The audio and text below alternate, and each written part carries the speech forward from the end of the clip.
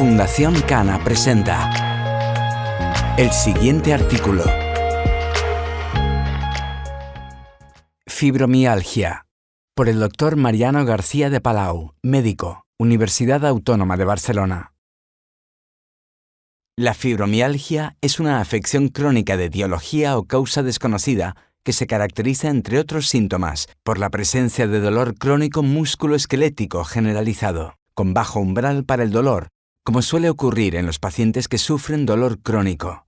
Aparece hiperalgesia o sensación de dolor por encima de lo esperable según el estímulo, y alodinia, dolor producido por estímulos habitualmente no dolorosos, el roce de la ropa, por ejemplo.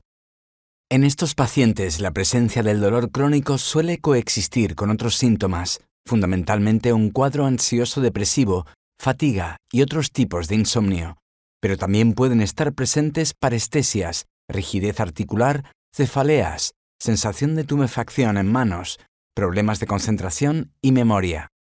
El curso natural de la fibromialgia es crónico, con fluctuaciones en la intensidad de los síntomas a lo largo del tiempo. Hay fases más llevaderas, con menos dolor y cierta mejoría del resto de síntomas, a veces en relación con la época del año. Los factores emocionales influyen también de manera muy valorable en muchos casos, el entorno familiar, el nivel socioeconómico, etc.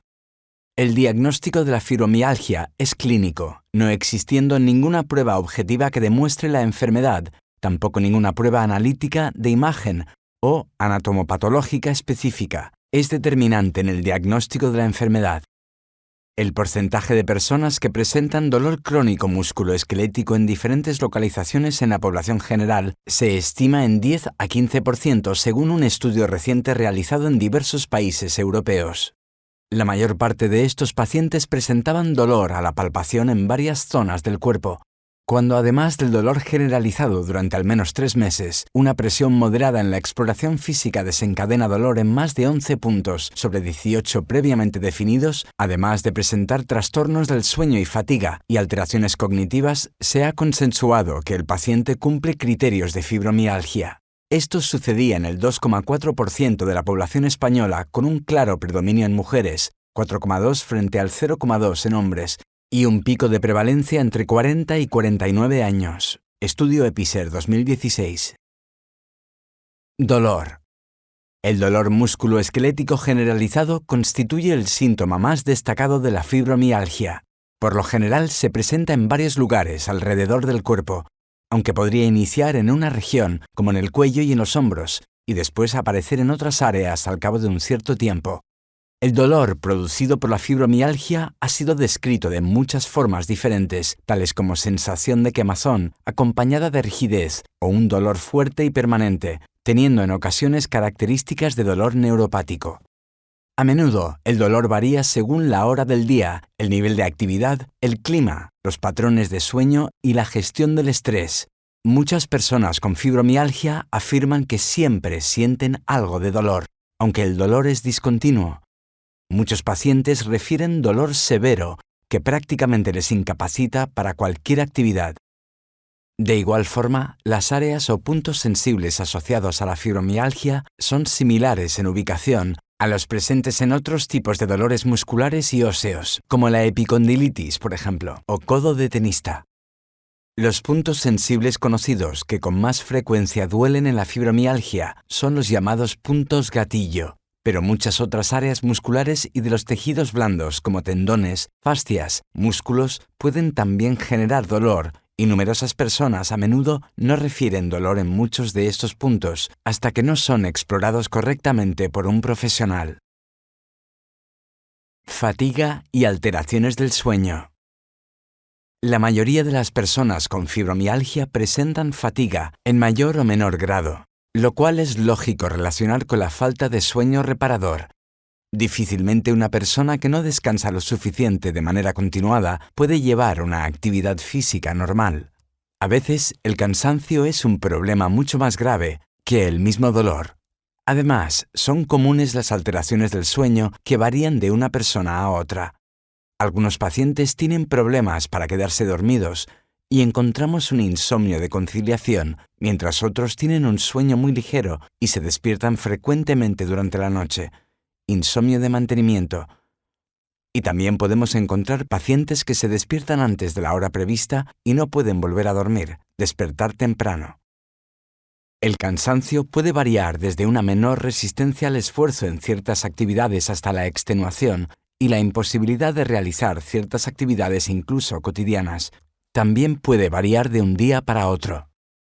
Las investigaciones han demostrado que la interrupción de una de las fases del sueño denominada sueño profundo o fase delta altera ciertas funciones muy importantes para el equilibrio funcional del cuerpo humano, como la producción de las hormonas necesarias para restaurar el tejido muscular y los niveles de sustancias activas que controlan la manera en la que una persona percibe el dolor. Está claro que los problemas del sueño pueden empeorar los síntomas de la fibromialgia, además de constituir uno de los síntomas principales, y tenemos que centrar los recursos terapéuticos de entrada en mejorar esta situación para poder mejorar la calidad de vida del paciente. La fatiga que presentan los individuos con fibromialgia puede estar relacionada con el síndrome de fatiga crónica, y muchos pacientes con fibromialgia cumplen con los criterios para este diagnóstico.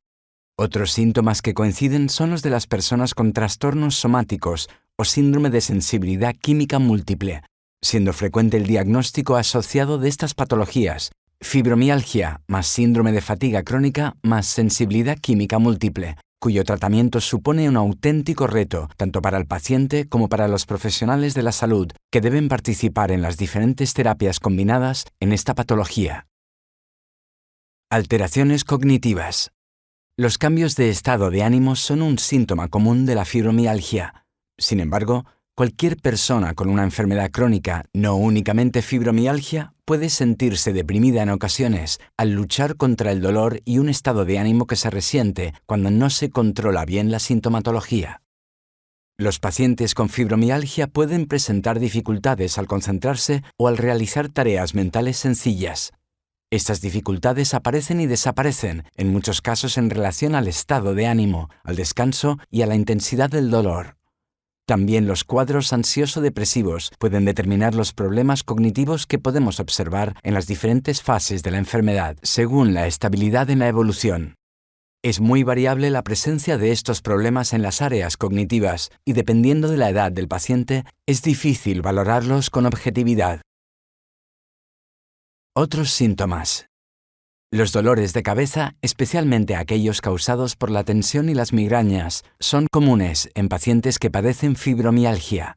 De igual forma, la fibromialgia se asocia con dolor en los músculos de la mandíbula y de la articulación denominada temporomaxilar, pero el dolor en esta zona depende de muchos factores, como la anatomía de la mandíbula, las estructuras dentales, y es común la aparición del bruxismo, que consiste en apretar los dientes superiores e inferiores con fuerza o hacerlos rechinar, deslizándolos o frotándolos de atrás hacia adelante, unos sobre otros.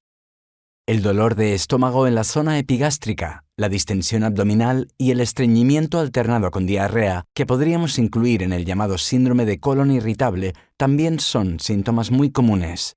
La irritabilidad y los espasmos de la vejiga podrían provocar que el afectado orine más frecuentemente, podrían provocar que el afectado urgencia de orinar.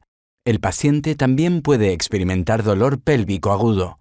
Algunos de los problemas que pueden relacionarse con la fibromialgia incluyen mareos o sensación de inestabilidad, el síndrome de piernas inquietas, endometriosis, cosquilleo y adormecimiento de las manos y de los pies. Para el tratamiento de la fibromialgia se utilizan habitualmente antidepresivos como la amitriptilina, duloxetina, fluoxetina, antiepilépticos como la pregabalina, analgésicos como el paracetamol o los opiáceos según la intensidad del dolor.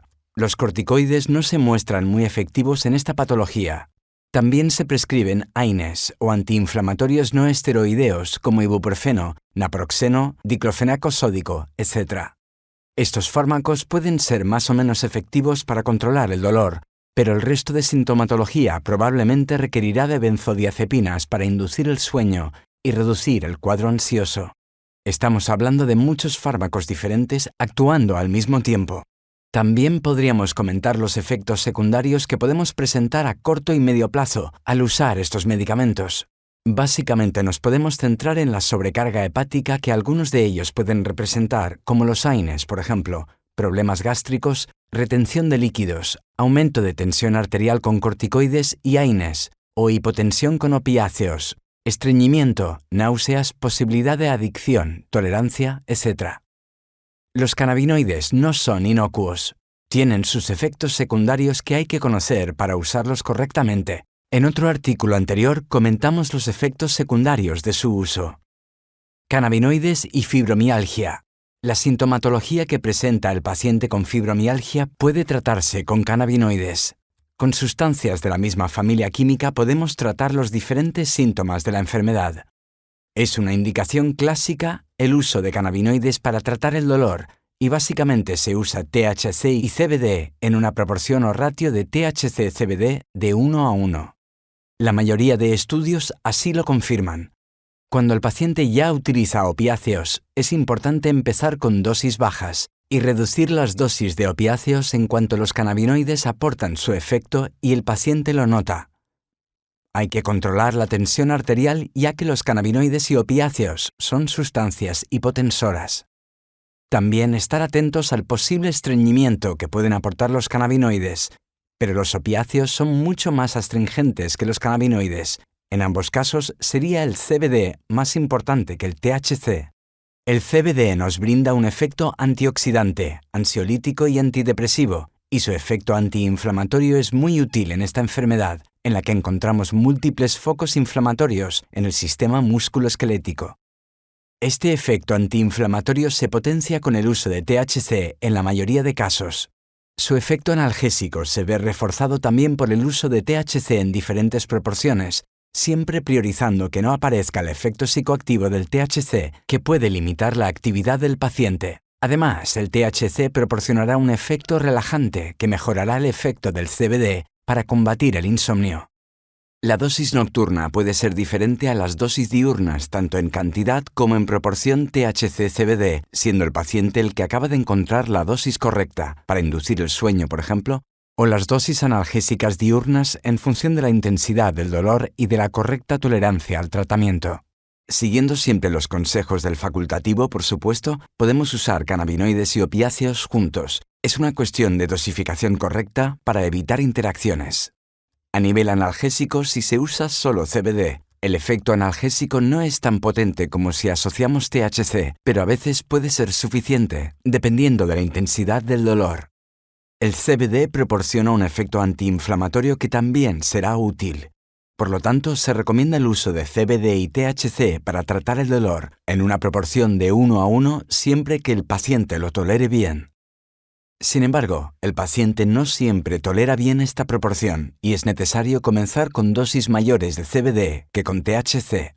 Es posible comenzar el tratamiento con CBD solamente, valorar sus efectos y luego estudiar la necesidad de combinar el THC en diferentes proporciones para el control del dolor. La dosificación suele calcularse de acuerdo con el peso del paciente y siempre deben excluirse las contraindicaciones, así como las posibles interacciones con los medicamentos ya prescritos. Por lo tanto, recomendamos el uso de THC y CBD en diferentes proporciones para tratar pacientes con fibromialgia. Una pequeña reseña para recordar que la misma cantidad de THC de una variedad índica o sativa, la misma dosis va a tener efectos diferentes por el resto de componentes de la planta, que en el caso del cannabis son unas 400 sustancias activas por variedad aproximadamente. Recomendamos el uso de THC de origen sativo durante el día y en la dosis nocturna que sea índico. En la mayoría de casos funciona mejor, aunque siempre hay excepciones.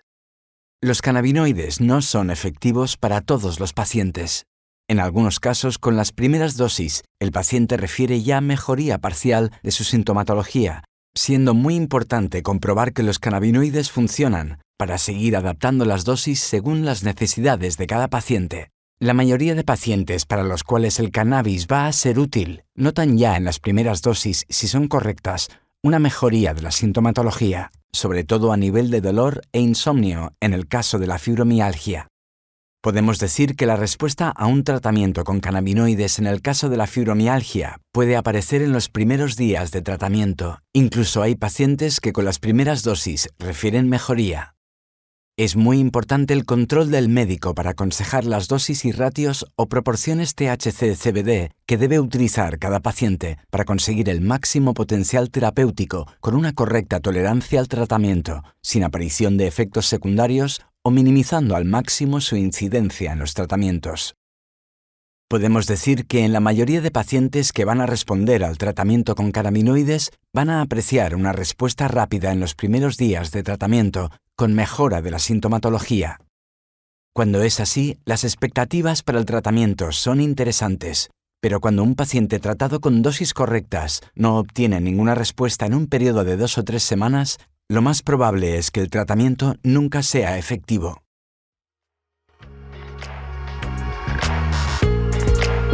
Este artículo ha sido presentado por Fundación Cana.